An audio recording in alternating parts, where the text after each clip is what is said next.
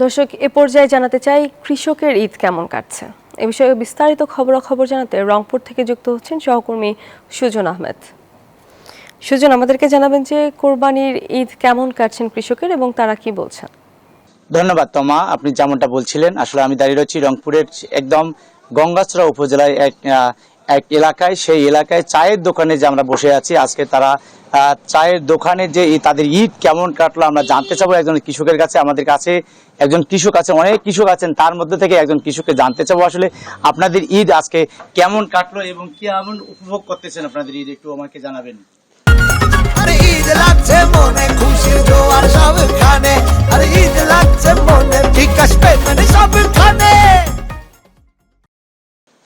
ঈদ মোটামুটি ইনশাল্লাহ ভালোই লাগছে, কিন্তু আমাদের অনেক কিছু দুঃখের মাঝেও এই দুঃখ কষ্টের মাঝে ঈদ আর আনন্দ উদযাপন আমরা করতেছি।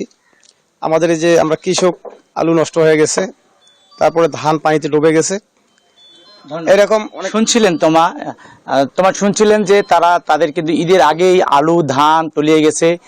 তারা বলছেন আসলে কোরবানিটা আমরা তারপরেও আমরা কোরবানিটা উপভোগ করছি, আমাদের ভালো লাগার থেকে কোরবানির ঈদ আসছে, এই জন্য তারা এখনো ভালো আছেন বলে তারা জানিয়েছেন। এই ছিল রংপুরের গঙ্গাসার থেকে সর্বশেষ তথ্য। ফিরে যাচ্ছি স্টুডিওতে। তমা। সুজন, ধন্যবাদ আপনাকে।